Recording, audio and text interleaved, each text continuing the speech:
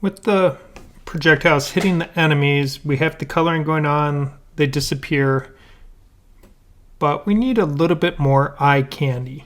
So what we're going to do is we're going to deploy particles. So looking here, so I can see this is the basic particle emitter that comes out of, well, it should be coming out of, there we go.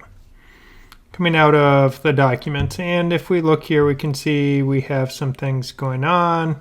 So we're going to have two emitters, spark 0 and spark 1. Spark 0 is blue, spark 1 is red.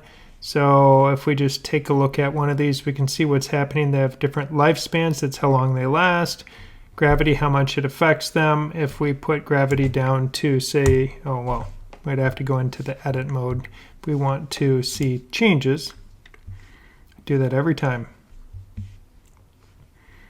So at this point, if we say there's no gravity for the blue one, and we'll comment out white one, so let's run this code. So now when I click, you can see we're getting particles are shooting out with this emitter. So now what we can start looking at is how can we update or modify what is happening with this. And we have different properties that we can put in here as well.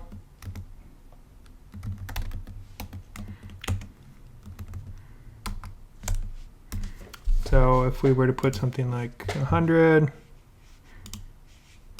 so we can see how now that really is a lot. If we shrink that down to, say, 10, we can see now that's a little better option in terms of exploding. And then what we may want to do, actually I'm just going to, because there's nothing in update, we'll just get rid of that so we don't see that one anymore. Run code. All right. So you can see each time it's exploding out, and what we can then modify is the speed as we go here. And it's nice working in the sandbox here because now we can see how we have things going on, and I can even modify, let's short, well, not 4,400. So we can see how we're starting to get explosions. Now we have the screen mode set to there, so now it just shows the particles if we don't want that kind of blend, that additive blending going on where it's mixing with white. And on a black background, this works pretty well. And the particles are kind of a circle with a gradient edge on it. So this gives us a starting point as we can look at what and how we want this to work. But we will need to do things a little bit different because we will be setting it so we don't want our emitter to be active right away. So the first step in getting this working is let's hop up here and go this.emitter. So we put that in, and now let's go down here towards the end of create. Give ourselves some room to work. Add in our lines.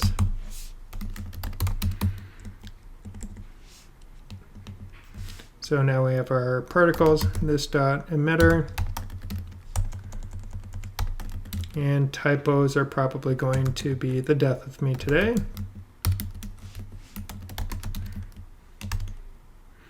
And I already have a particle graphic. So we're referencing that key, but we are going to have to go back and load that image because it's not loading yet. So we will have to put that in. Oh, wrong one.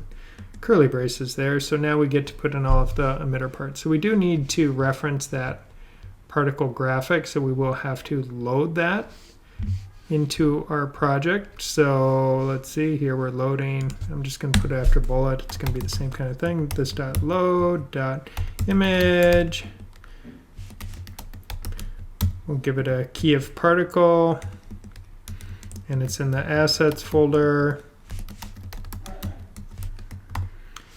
Now this is also, as we're loading all of these separate images, and then we have our sprite sheet, we have our atlas. So it may be separate images. We could even include those as part of the atlas. Then we could go and grab, using the JSON here, that it identifies the key of that element, so we can get it that way as well. So there are some ways that we can be more efficient with our loading.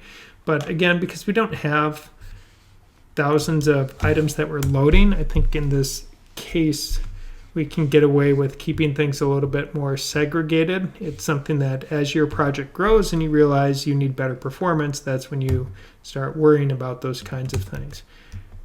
So we put it at X. We just give it some starting locations. And we can decide our quantity. I'm going to just start out, we'll just random numbers here. And then we set the speed that we are working with, and it'll be a min of -100 and a max of 100, comma, angle. Now the angle is going to have a min of 0 and a max of 360, so that means they can indeed go in any direction. And then it will have a scale. We'll throw some scaling options in here. Well, scaling uses start 1, so it starts at 1 and it ends at 0. And another comma. And lifespan is how long we want it to live. We'll try something like 300. Now, we also need to, just like the projectiles, we need to set the active mode to false here. Because if we set it to true, or don't even have this line in our code, then we're going to see this right away. And that's not what we want to have happen. So if I just go and put this at 200 and 200, save that. Let's go reload here, and we can see there is my particle explosion. Let's just get my, and yeah, I know you never find that way back in. So we can see that's where it is. It's running a lot, but remember how it looked inside the example, where when the example first runs, we see it running really strongly before it is a single instance. So that may look too heavy now. It's the fountain of particles, which is probably too much. But because we don't want to see it in the beginning, we set it to false. And now if we look here, there's no particles. So this is where we get to add in the particles, and we will do that during our collision. So when the projectile hits the enemy, this is where, well, we don't need those comment lines anymore, so we'll just start right here, this dot emitter, and we will set it active equal to true. Then what we get to do next is we need to set its position. So this dot emitter dot set position, and we will set it equal to the enemy's x and the enemy y. So remember, we passed in this enemy object, so we're setting this equal to those values. Finally,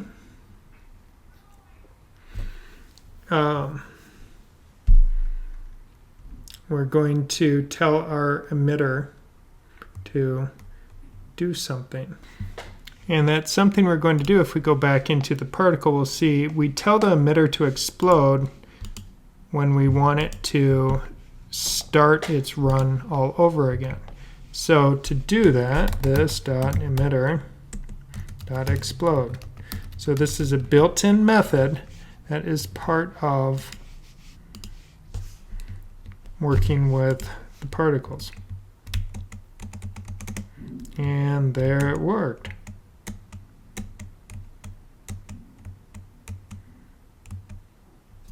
Of course, you know, that guy's immune because he is the single enemy. He's not part of the enemy's group.